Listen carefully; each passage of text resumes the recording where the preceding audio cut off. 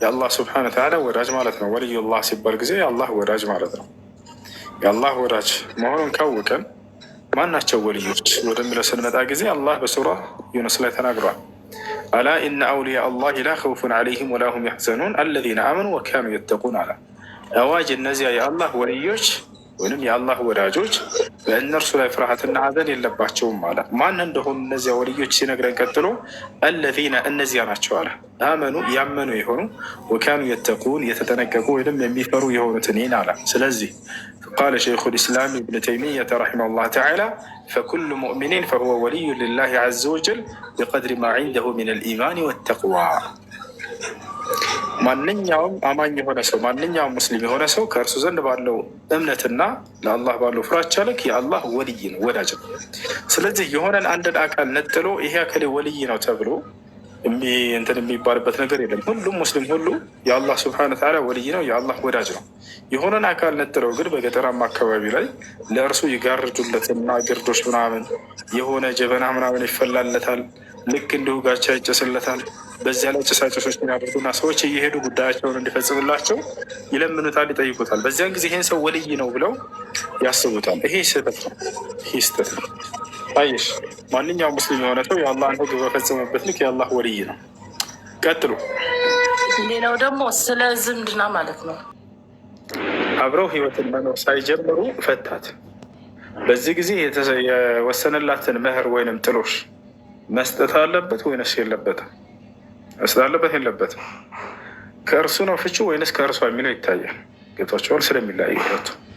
ከእርሱ ከሆነ ፍቹ የመጣው ከወሰነው መህር ግማሹን የመስጠት ግዴታ አለበት። ማስረጃ ቃለ ስብሓነሁ ወተዓላ ፊ ሱረት ልአሕዛብ ወኢን ጠለቅቱሙሁነ ሚን ቀብል አን ተመሱሁነ ወቀድ ፈረድቱም ለሁነ ፈሪዳ ፈኒስፉ ማ ፈረድቱም ኢላ አን ያዕፉነ አው ያዕፉወ አለዚ ቢየዲሂ ዑቅደቱ ኒካሕ ወአን ተዕፉ አቅረቡ ሊተቅዋ ወላ ተንሰው ልፈድለ በይነኩም እያለ አላህ ይናገራል። ምን ማለት ነው? ሴቶችን ኒካ ስራችኋቸው አንድም ቀን ሳትገናኛቸው ብትፈቷቸው ከወሰናችሁ ሁላቸው መህር ግማሹን ስጧቸው፣ ይቅር ካላሉላቸው በስተቀር ይህን መስጠት አለባችሁ ብሏል።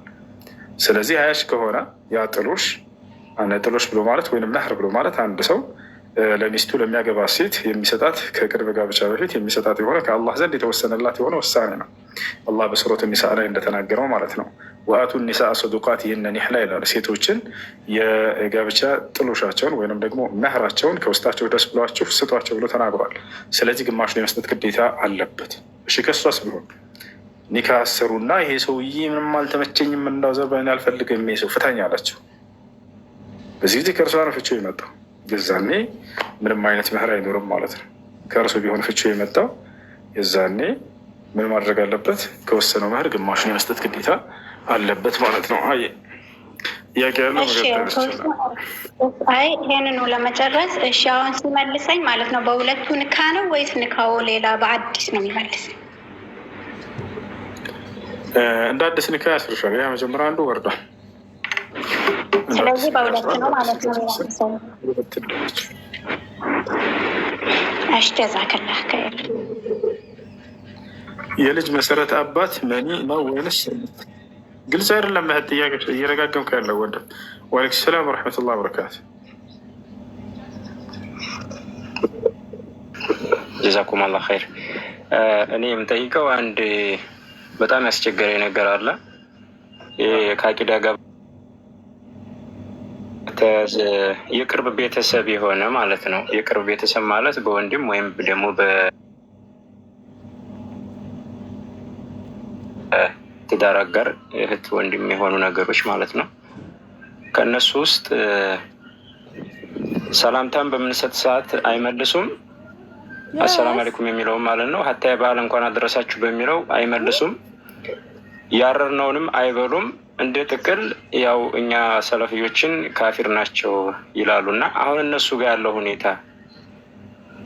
አብረን ለመብላት ለመጠጣት እኛ ያዘጋጀነውን ነገር አይጠቀሙም። እንዳንርቅ ደግሞ ስጋ ዝምድና ሆነ እዚህ ጋር ያለው ነገር ብንርቃቸው ዝምድና መቁረጥ ይሆናል ወይ? እንዴት ነው ያለው ነገር ብታብራራት። هاجر أهل البدع من أصول أهل السنة والجماعة. فهجران أهل البدع من أصول أهل السنة والجماعة. يعني